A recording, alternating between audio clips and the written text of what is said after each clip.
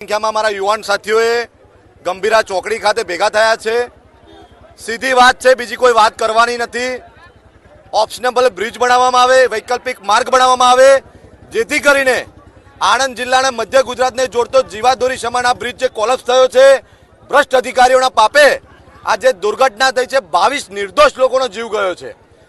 એના સંદર્ભમાં ગંભીરા ચોકડી ખાતે હજારો યુવાનો, આગેવાનો, પ્રતિનિધિઓ બધા ભેગા થયા છે। સીધી વાત છે, સરકાર સુધી અમારી વાત પહોંચાડવા માંગીએ છીએ। કોઈ ભાજપ, કોઈ કોંગ્રેસ, કોઈ એજન્ડા એવો નથી।